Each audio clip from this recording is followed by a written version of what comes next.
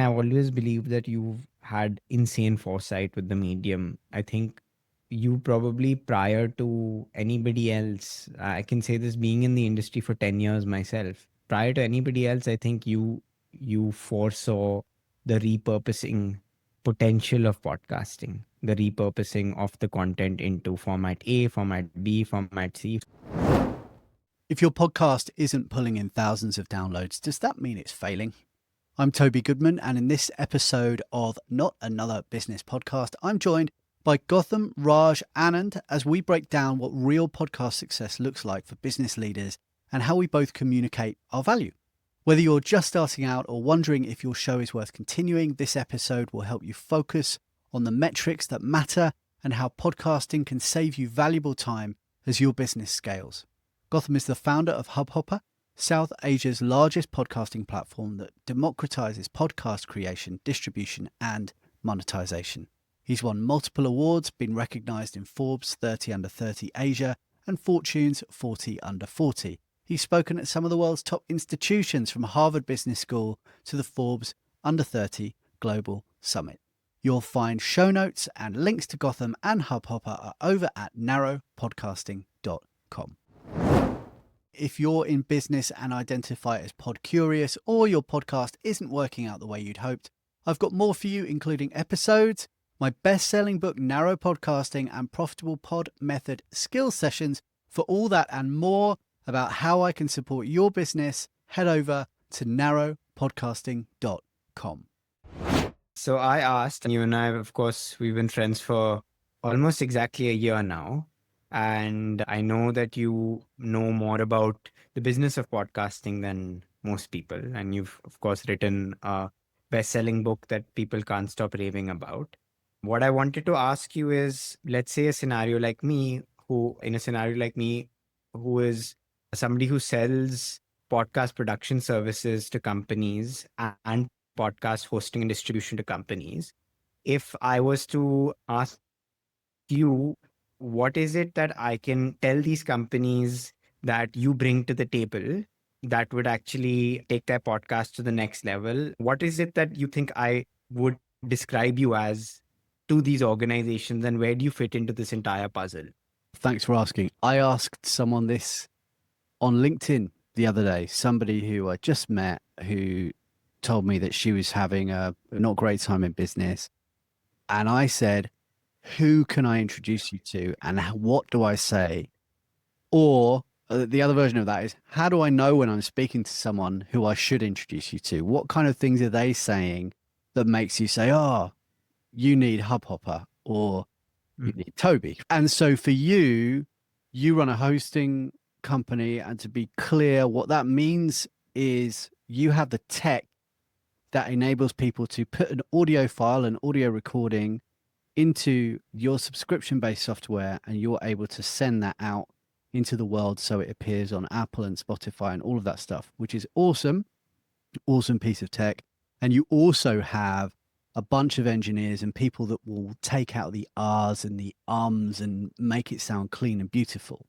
The one thing that I have that you don't have is years and years of experience helping people decide what they're going to say, when they're going to say it, and how they're going to say it. So I don't work with podcasters. People who run businesses work with me to create podcasts to help their business. The reason why podcasting is so powerful is, there's loads of reasons, but a big reason is because if someone can say something directly from their mouth, not write it, not do a blog, not do a reel on Insta, not do a TikTok. If they can start with a podcast, a recorded conversation, they can repurpose it into all of the other marketing content that people need. And it's a human interaction like this is. So my expertise is in working out what the position of the podcast is. And that really depends on what the business is doing and what the business needs to do next.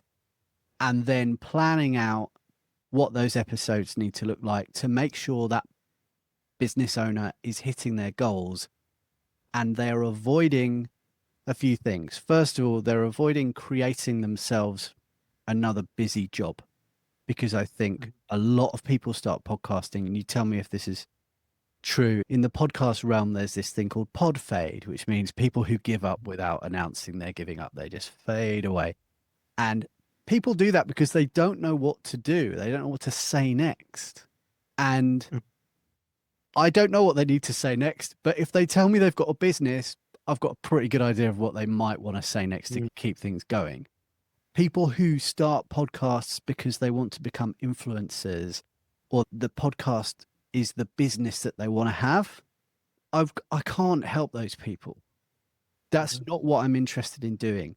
But it's in the interest of most hosting companies and most microphone manufacturers to tell everyone they can be famous stars if they start a podcast, because it's easy to sell a microphone to someone that does that.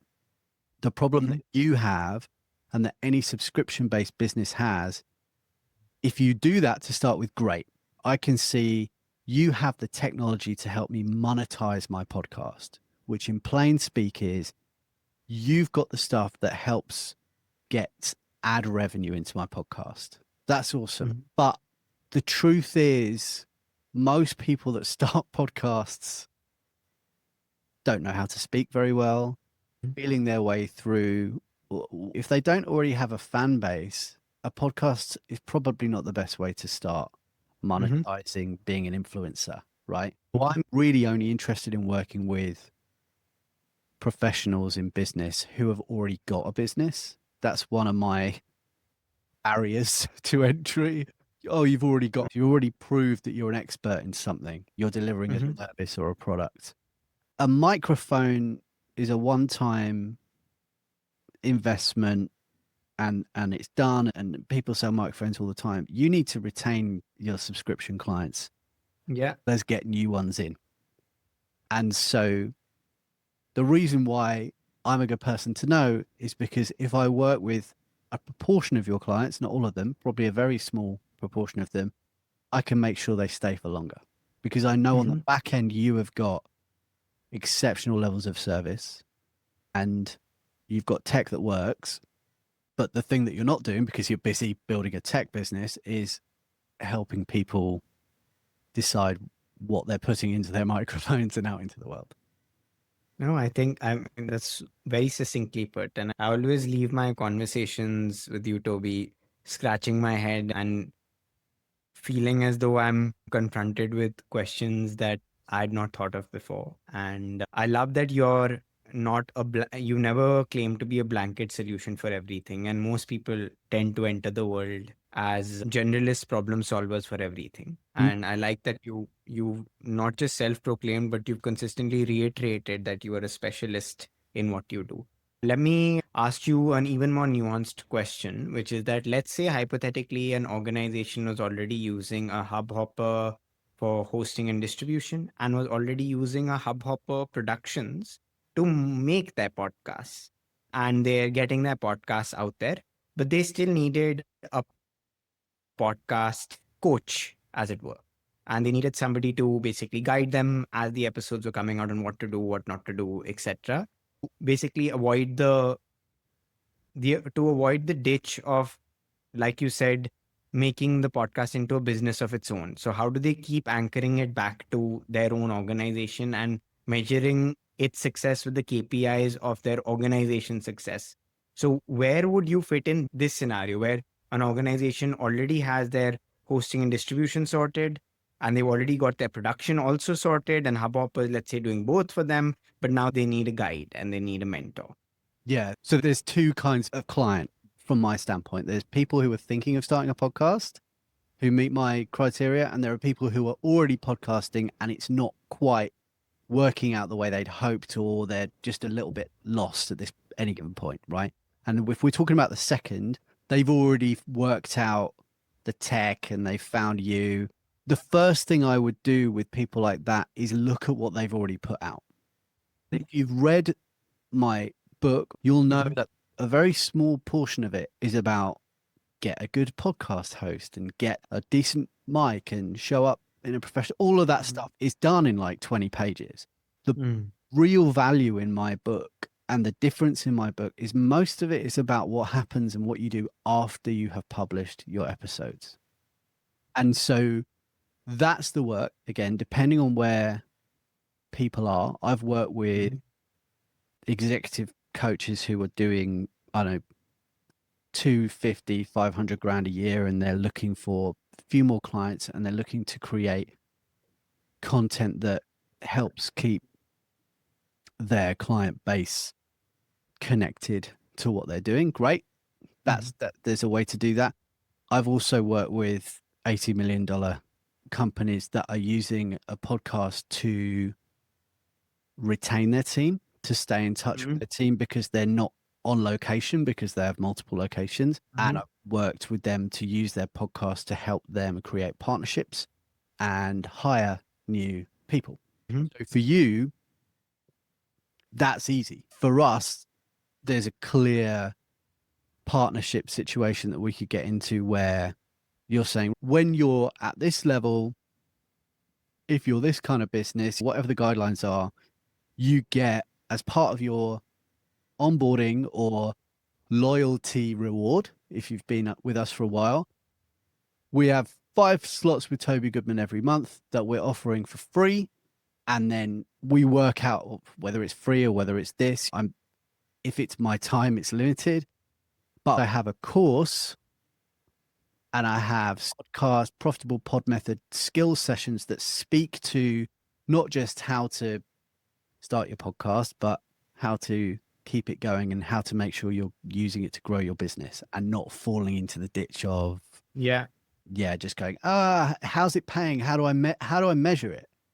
Well, you measure it if somebody at the front desk in your office building is spending less time answering the same questions over and over again, because they're able to say, thanks for your call, sir. Founder talks about exactly that problem on episode 6. That's the kind of, it sounds dull and boring, but man, it keeps employees happy and enjoying their job so they can focus on what they've been hired to do and they're not firefighting for CEO. So that's a more nuanced version of an answer to that question. Is that helpful?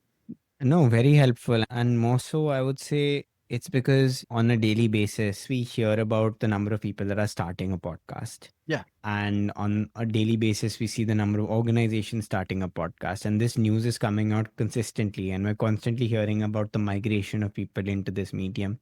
Very little light is often shed on the death rate of podcasts or the pod fading of podcasts. And I use the word death rate only because it is that much of a problem statement for the market, because people have, in my opinion, more often than not, a good 3-4 episodes in them, after which they don't know what to do and they've exhausted everything they need to say. Yep. And by the statistic says, by the 4th episode, 60% drop off. By the 11th episode, only 1% remain. And that is scary, right? And simply put, I think like you being the compass that gives them, I mean, and when I say them, the subset of them that are organizations that are looking to create a podcast for furthering their organization, you give them a fighting chance to survive. And that's a pretty worthy goal. Sometimes 10 episodes, because there's this other thing that happens, which is, should we be an always on podcast? Should we be every week forever? Yeah. Or should we do seasons? Classic question, podcast land. Yeah. I say, I don't know. Let's find out where you are. What capacity have you got? What problems have you got right now in your business that if a podcast can help you, I'll tell you what my recommendation is. It could be seasons or it could be always on. But let's start with a season. Let's start with doing 1 season of 10 episodes so that you're setting out your stall of who you are and what you do, what problems your business solves for its customers, clients, etc. And it addresses the most common, frequently asked questions people come to you with. If you had that as an asset in your business as 10 episodes, I'd want to make sure that was something that wasn't news based, that was just this comes up all the time. So when I work with oncologists, for example, they have questions about cancer coming up all the time. It doesn't matter if it's 1995 or 2025, right? It's the same stuff. Okay, but someone else has already answered that. Yes, but they want to hear it in your tone of voice and your accent because they're going to your hospital to get treated. That's Yeah. gonna help you. Why would they stay with Hubhopper? They would maintain their hosting because they'd want to make sure it's accessible all the time. And they would want to use dynamic ads to change what was going on around the core message of the podcast, depending on what was happening in their business. So for a healthcare organization, I can remember one of the episodes was about hair loss. It's a very, very important question to answer as someone discovers that they're going to get certain treatments or what have you. Great. That's a legacy episode forever for anyone who's going to do that. But the dynamic ads inside a podcast mean that they can say, right, this February, we are running a charity event for this, or next week, we've got an event at a local hospital that talks about this new treatment that's come out. That is how you're mixing then legacy content with what's happening now using the dynamic ads and keeping the value of that episode. Because you don't want to keep talking about the basics of hair loss if the basics of hair loss broadly remain the same. What you could expect during a chemo or radiotherapy or whatever, that will broadly remain the same for 6 months, years at a time. But people get cancer all the time, and people get cancer in 6 months' time who don't know they're going to get cancer. So that episode is still valuable to you, but you can frame it with what's going on in and around your organization. And you can only do that with a decent podcast hosting company who can explain what dynamic ads do. And at the moment, I imagine that's not something most people I talk to about dynamic ads still don't know what they are and why they need them. And they also assume that they're selling them when they do have them. They'll be selling them to Nike and Harley Davidson. But if they're already a business, they just need to use them to put in whatever's coming up next in their organization. That's how they use them. And that's how they measure success when their team goes, this is great. I've shared that podcast 50 times with everyone that's come to the desk. Does that make sense? No, very much. I think the stuff that you're saying should be heard by as many people as possible because it allows people to not get caught up in the fervor of podcasts, but more use and basically see where the applicability of the medium lies in their own lives on a daily basis. So not to add one more brick on their back, but rather to figure out how to make the load that they're already carrying feel a little lighter. I would say one of the problem statements that once again you're seeing with businesses specifically with podcasts, and I don't know whether you're seeing this in the UK, but you're seeing this on our side of the world, is that there's a big feeling of FOMO with podcasting. A lot of businesses are starting a podcast because they think they ought to. Now, and I'm purposely trying to ask you a slightly difficult question, which is that I think people benefit tremendously when they have self-awareness and they're speaking to you, especially when it comes to podcasting, because you ask people very deep questions about their reasoning and what's making them do what they do. But what happens in scenarios wherein, or what would you suggest to the companies? Let's say I was a company X, and then I basically had a meeting with you and you asked me, okay, so why are you looking to start a podcast? And my answer was no better than saying it's because I think I should, and that guy is, and that's why I'm starting a podcast. How would you address that cohort of people? Because I promise you that cohort's pretty big. And right. at least in my side of the world, it's pretty big. The answer to that for me is, okay, let's be clear. Do you have capacity to do this? Do you have time capacity? If you think you should and you've got the money to do it, then there's a couple of things you can do with podcasting that will help you. Somebody told you that your competitor is doing podcasting and you should do it. So I'm interested to know what that competitor's podcast is doing, what it sounds like, what it looks like, etc., how it's positioned in the marketplace. And I'm interested in finding out how to position yours in a blue ocean far away from that. So you're not in this fighting kind of red ocean. No, Yeah. mine's also about this. So Yeah. I be careful of that as well. Second of all, if you're not willing to sit down and do the work and understand what good questions are, and basically what good journalism is to a certain degree, and God knows I've learned that along the way in terms of working out what to ask my guests or what to say on a solo podcast or helping my clients do the same. If you don't have the time to do that, outsource it. Find somebody who will be the host of your podcast. You don't have to be the face of it. You don't have to speak on a podcast to have a podcast for your business. If you want to, that's another thing entirely. But if you're nervous and you don't feel you have time and you're doing it almost as a grudge, then don't outsource it. Because if you've got the money, 9 times out of 10, you probably don't really have a problem. So there's that, hire and delegate. The other way is to say, okay, the even smarter way, the even easier way to do it is to say, who's got a podcast who's already serving my target market? And can I sponsor them? So if I'm doing a health and fitness podcast and somebody who's a Peloton type character wants to do the Peloton podcast, I might say to the Peloton type people, you could do one. That could be great. Peloton probably have one and probably should have one for various reasons because they're in the content game as well. But they could also, and I think they also have done, sponsor other people's podcasts who are already putting out very good advice and content around health and fitness, for example. Or a food brand could be sponsoring a healthy eating podcast or whatever it might be. So maybe don't Yeah. podcast, but still use the medium by understanding how it works.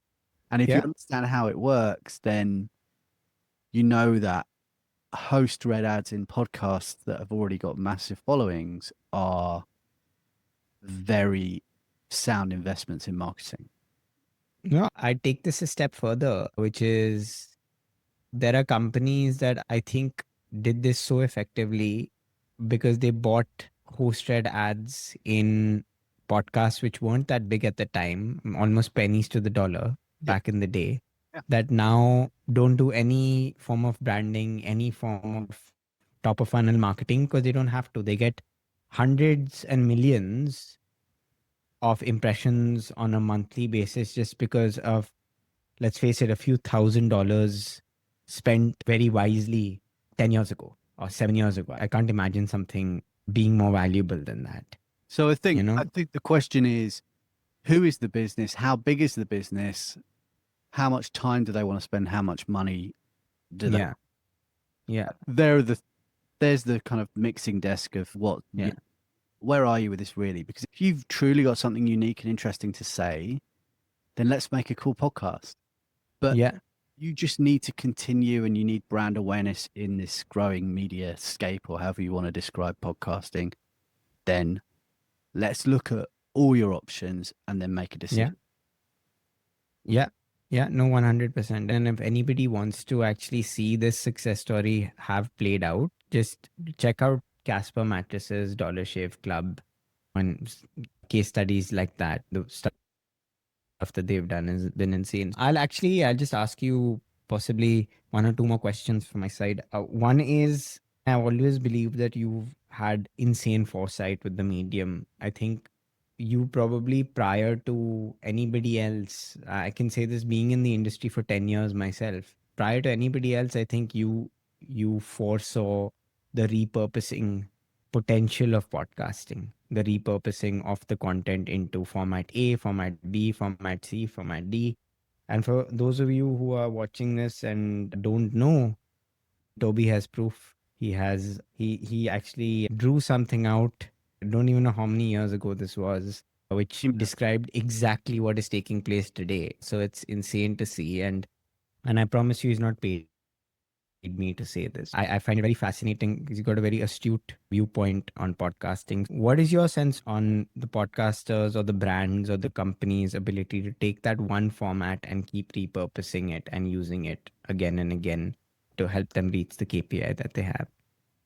So we started this conversation talking about the fact that it was the human connection. You can repurpose it. It saves you time.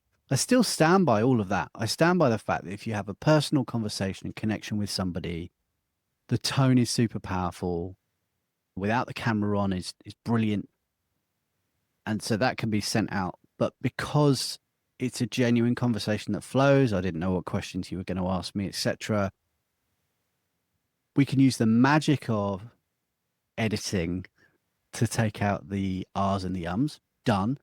Then we can think about what other channels we want to be on and where we need to be.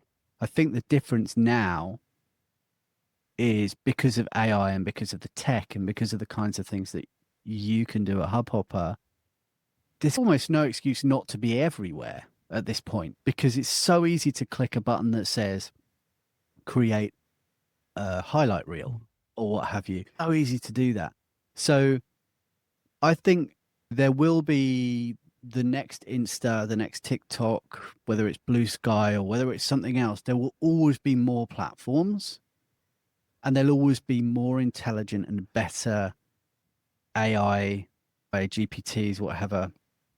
There'll always be updated versions of that, but there will never, ever be a version of a video phone call that is close as this, that has you looking down, thinking about what I'm saying with your arm up in the air, just listening and me gesticulating with a stupid background. There won't really be that. So therefore, that's the source content. Like humans are still the source content. So I'm more excited than ever with the potential of what a podcast can do. And frankly, Julian Treasure, who everyone should check out, in his first book, which is called Sound Business, talks about audio blogging. That's how old that is. When it's a conversation, it's different to somebody reading a diary entry. They're both cool, but when it's a conversation, other stuff happens. And so do that first and then repurpose it and choose your channels wisely. But frankly, if you've got a good tech stack, which is Hubhopper and whatever else, whatever web hosting you've got, if you're tight with your tech, and there's no reason you can't be everywhere. So this week, I started putting stuff up on YouTube for the first time ever. Yesterday, I published a podcast. It has had something like 4 listens. Okay, no problem. Didn't tell anyone about it. From that podcast, I got 4 clips that were about a minute long, and I put them on YouTube Shorts. And within a few minutes, each of them had hundreds of views. So it's almost, if you have a podcast, you also have a responsibility to then use snippets of it to go fishing in different platforms, whether it's YouTube or Insta or wherever, to work out where your people are. I don't know if the thing is, 4 listens on my podcast could easily, one of those could easily already be somebody who's a client. So it could be already retaining a client of mine. So I'm looking at it now, 331 views on a short snippet of something on YouTube. Might do nothing, but it'll create more overall awareness, and it cost me a minute of my life to do. Because tech in 2011 is very different to tech in 2025. That spider diagram, though, I was so sold on it when I did it. And we showed it to people, and they were like, no, I don't get it. We could not convince people. But I'm glad I kept it, because I'm like, told you. Me too. Like audio's in the middle, and then it's all the things. But I'll put it up because I'm really happy I showed that to you. And I posted it on LinkedIn about 6 months ago, didn't I? And I was like, oh shit. It also doesn't matter that I Yeah. was the first. If I was the first, I probably wasn't. But if I was one of the first, doesn't matter because other people worked out worked it out and were able to. I just gave it a name, and then I gave it a name when I wrote my book. It was important to me to. Yeah. This is what I've learned.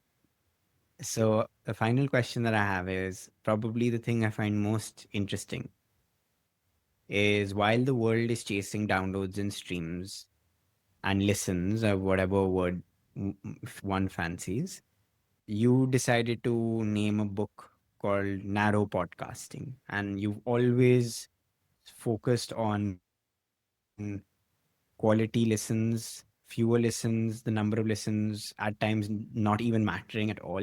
Not chasing the vanity metric, but chasing not chasing the dopamine, but chasing a healthier hormone. Let's say oxytocin. Let's say whichever other hormone that you're chasing. But this contrarian viewpoint and on your contradictory viewpoint from the rest of the industry is very refreshing. And like, I want to know, or rather, what would be your message to organizations that all believe that if they don't have the episodes that they're releasing, reaching tens of thousands of people or hundreds of thousands of people, that their podcast is a failure? What would your message to these people be? Whether that even the one with 500 views may actually be the one that is more relevant to your business than the one with 50,000 views. If they're already So you've been doing. if they're already putting it out and they don't feel like they're seeing the results, but they happen to be creating blogs and newsletters from the content that's going out to their email list, then I would argue it's probably working for them better than they think it is already if they're being smart about the repurposing part of it. The other thing is I would just look at what on earth it is they're putting out in the first place. Because I've worked with people who want to use a podcast literally just to retain clients that they have. And in which case they're putting a private podcast out that isn't even available on wherever you get your podcast. But they're using the technology such as it is to retain and keep their members or their team informed. Sometimes some industries, specifically healthcare, need to create private podcasts, as they call it, because of laws around when people talk about medicines that are not on the market or whatever. That has to be kept inside. So Mhm. that's why do you want it in the first place? It's always the same question. What do you want? What do you actually want? Not what's someone else doing and why do you feel like you should do it? What do you want?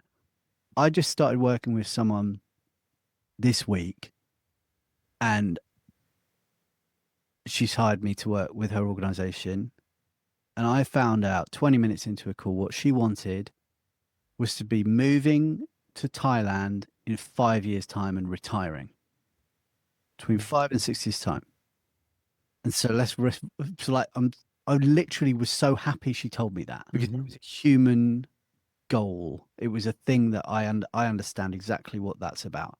So now I can say what needs to be true to make sure that you go there, that you move to Thailand. What needs to be true? Okay, you need to be making X amount of money. How can we use content and a podcast and other strategies, not just podcasting, to make sure that your message is being heard by the right people so that they join your organization, hire your organization, or stay at your organization? That's it. Well, and okay, great. Let's make 10 podcasts that help with goal number one. And goal number one, Mhm. you want to make sure you retain your core team. Cool, let's go. Sometimes the retention strategy for a CEO is putting their head of marketing on to host a podcast so they feel more valued as a team member, which is insane because then you're just getting someone to do work that you don't want to do, but they want to do. And that's why you have a team. I don't know if that answers your question at all, really, but No, it does. It does. And more than my question, I wanted the audience to hear that because it's something that we struggle with when we're speaking to folks, which is that there's that old adage that says if you judge a fish by its ability to climb a tree, it'll live its life believing that it's stupid. So, like, A podcast that's a generalized podcast about sex is always going to get like more views than a podcast that is an oncologist podcast about a very specific type of cancer. But if you were to ask which podcast will end up potentially making more money, or which podcast is potentially going to benefit somebody's already pre-existing business, there are chances that it could be the former, but I would say that probability lies in the latter. Yeah.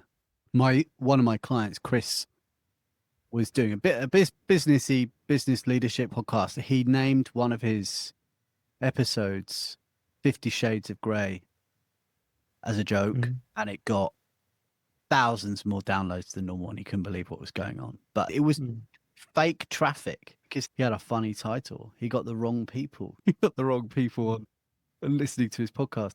Yeah, I think people will think of podcasts as a bright, shiny object. And unless they are in the media and they're trying to do all of that kind of celebrity, what have you, they're not going to hire me anyway.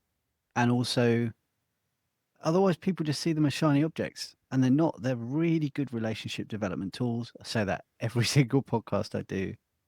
It's just a case of, okay, what relationships do I need to nurture and build to make sure that whatever I want, whether it's moving to Thailand or whether it's opening up another location next year, whatever, what conversations do I need to have to make that happen?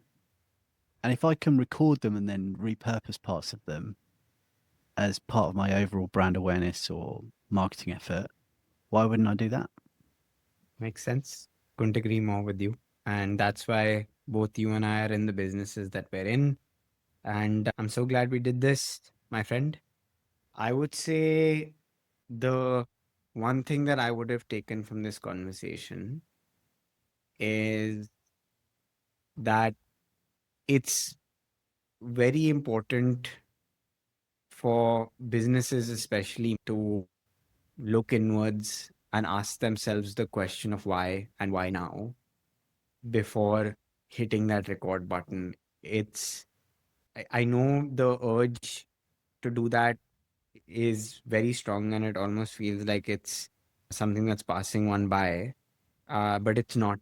And you probably have a much stronger podcast going forward if you ask yourself those slightly difficult, perhaps potentially irritating questions, almost like a self reflective, self therapy session. So I think those fundamentals are what you keep bringing people back to. It's always just pulling people back to center, pulling people back and getting them to a gravity that'll make them comfortable. So that's my takeaway more than anything I else. love it.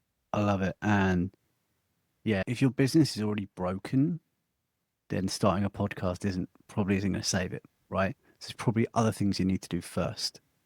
So a lot of the time I'll work Yeah. with people for a few months just to make sure that then when they're ready to go, if I can help them, I will. And then when they're ready to go, they will, or they'll go and work with someone else to sort Mhm. themselves out. And then they'll work with me, whichever way. Yeah. Awesome. Loved that. That was impromptu. It was authentic and it was raw. I liked it. I liked it. It was very honest, nice, lovely conversation, man. Thanks so much for listening. If you enjoyed the episode, please give it a 5-star review and share it with someone you think it would help. If you're a business owner considering podcasting or you're not getting the results you wanted from the podcast you have, I've got more episodes, a best-selling book, Narrow Podcasting, and Profitable Pod Method skills sessions, all designed to help you where you are right now. For all of that and how I can support your business, head over to narrowpodcasting.com.